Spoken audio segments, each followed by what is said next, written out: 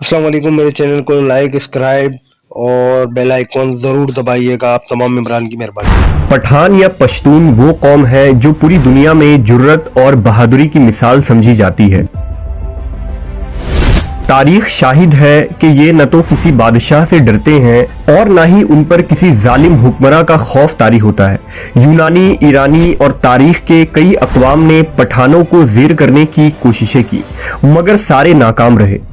निस्फ दुनिया फतह करने वाला सिकंदर आजम ने भी जब अफगानिस्तान में कदम रखा तो पठानों ने दुनिया के सबसे मुनज़्ज़िम फौज और बादशाह अलेक्जेंडर को धूल चटा दिया और उन्हें मकदूनिया वापस जाना पड़ा।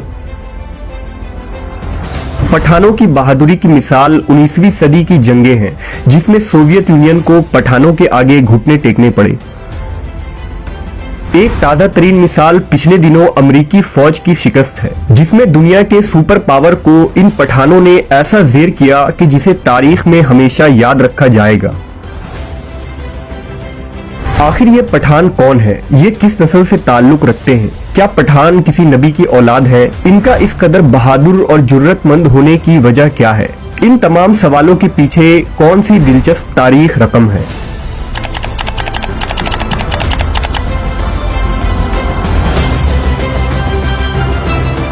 पठानों की तारीख और नस्ल के मुतालिक तीन मुख्तलिफ नजरिए मिलते हैं। बाज कहते हैं कि पठान आर्याई नस्ल से ताल्लुक रखते हैं। बाज के नजदीक ये कैस अब्दुल रशीद नामी शख्स की औलाद हैं, जो हुजूर सल्लल्लाहु अलैहि वसल्लम के एक सहाबी थे। और तीसरा नजरिया जो खुद पठान तस्लीम करते हैं वो ये है कि पठान कौम का ताल्लुक बनी इसराइल के गुमशुदा कबाइल से है। हम इस वीडियो में उन तमाम नजरियात का तहकीकी जायजा लेंगे। पठानों के रिवायात के मुताबिक कैस अब्दुल रशीद उर्फ पठान पठान कौम का मवर्रिसे आला है। कैस को पठान अपनी जबान में कुश कहते हैं। कैस अब्दुल रशीद वो पहले पश्तून शख्स थे जिन्हें अरब में मोहम्मद सल्लल्लाहु अलैहि वसल्लम की आमद की खबर हुई थी। लिहाजा जब कैस अपने कौम के लोगों के साथ मदीना पहुंचे और हुजूर के बारगाह अक़दस में हाजिर हुए तो नबी ने इस जमात के साथ शफकत फरमाई और हर एक से इसका नाम पूछा। फिर हुजूर ने फरमाया कि कैस अबरानी नाम है, लिहाजा आप सल्लल्लाहु अलैहि वसल्लम ने उसे बदलकर अब्दुल रशीद रख दिया। हजरत कैस और उनके कबीले के लोगों ने इस्लाम कबूल कर लिया और इस तरह उन्हें पहले पश्तून सहाबी होने का शर्फ हासिल हुआ। पख्तूनी रिवायतों के मुताबिक एक गज़वे के दौरान जब मुशरिकीन इस्लामी लश्कर पर भारी पड़ने लगे तो हुजूर सल्लल्लाहु अलैहि वसल्लम ने हजरत खालिद को हुक्म दिया कि जाओ और अपने पठान भाइयों को मदद के लिए बुलाओ। लिहाजा हजरत खालिद अफगानिस्तान चले गए और अफगान सरदार कैस अब्दुल रशीद को हुजूर का पैगाम दिया। लिहाजा तमाम पठान कबीले कैस अब्दुल रशीद की क़यादत में मक्का की तरफ रवाना हो गए। मक्का पहुंचकर उन्होंने एक खूनरेज जंग लड़ी। शाम को सहाबा कराम ने हुजूर को ये खुशरंजी सुनाई कि अफगानी लश्कर ने मुशरिकीन को शिकस्त दे दी है और हमारी फतह हुई है। हजरत खालिद बिन वलीद ने मलक अब्दुल रशीद की बहादुरी के वाकयात हुजूर को बताए तो आपकी जबान से बमिला ये अल्फाज जारी हुए कि अल्लाह उसकी आलो औलाद को फरोग बख्शेगा, उसके कबीले की तादाद और ताकत सबसे ज्यादा होगी।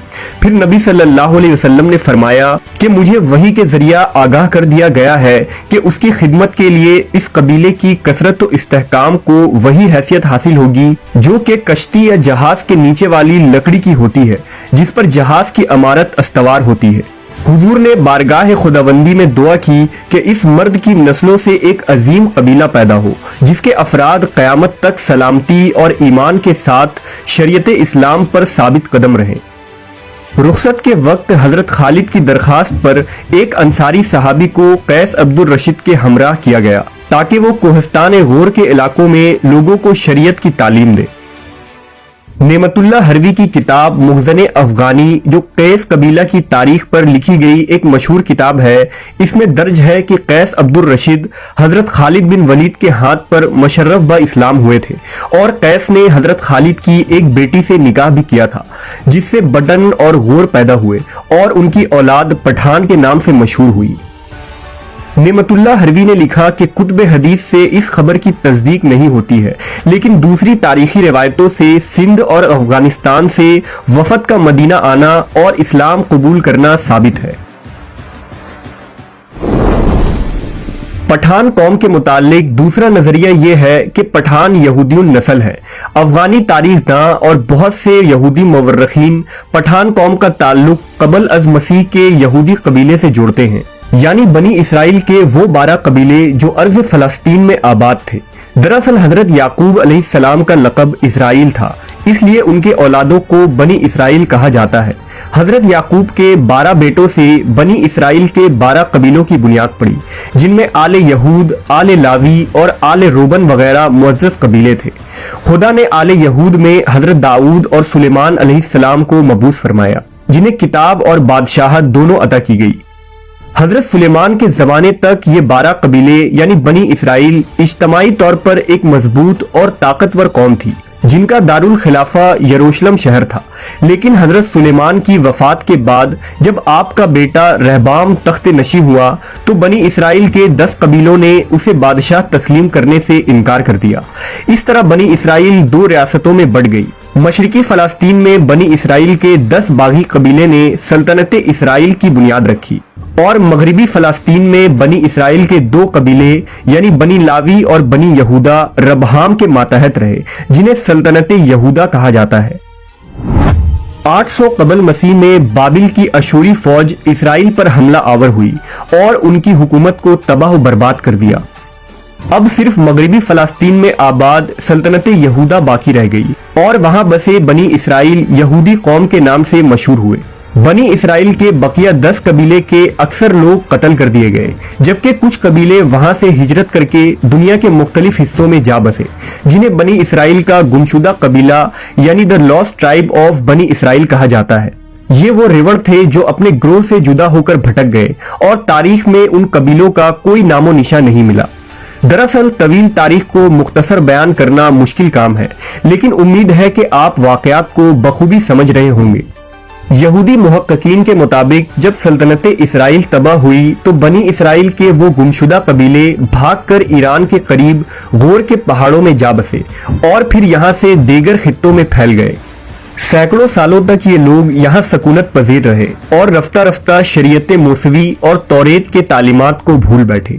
अलबत्ता उन्होंने अपना खानदानी नसब और सिलसिला याद रखा और खुद को फखरिया कौम बनी इसराइल और यहूदियुन नस्ल से जोड़े रखा।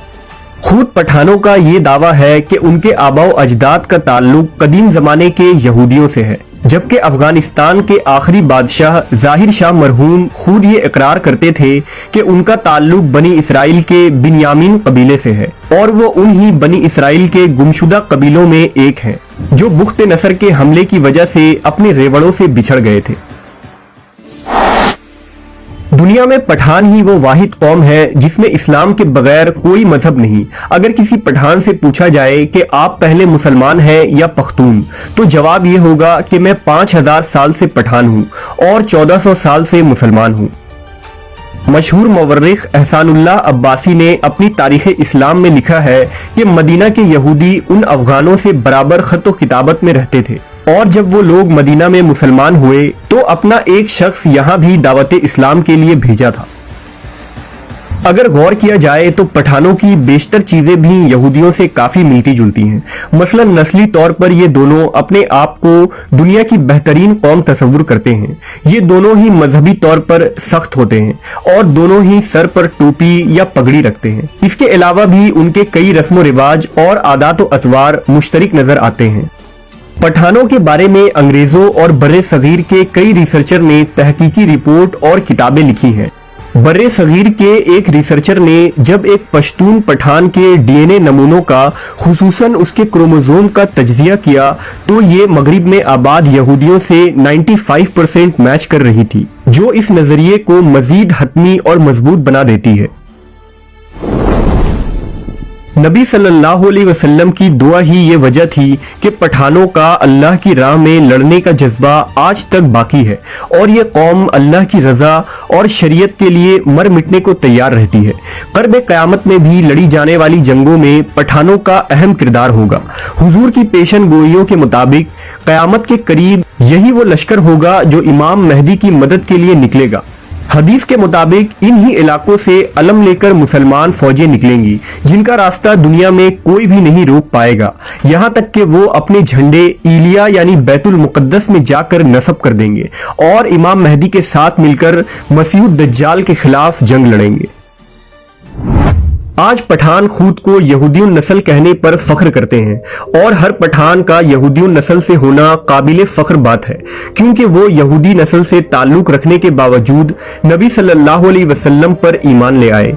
ये उनकी गैरत की बुलंदी और ईमान की अजमत की निशान है कि उन्होंने सच्चे नबी की तस्दीक की, जिनका जिक्र तौरेत और इंजील में मौजूद है, जबकि अरब में आबाद यहूदियों ने आखिरी नबी का इनकार किया और आप पर ईमान न लाए, सिर्फ इस बुनियाद पर क्योंकि हुजूर का ताल्लुक बनी इसराइल से नहीं बल्कि बनी इस्माइल से था।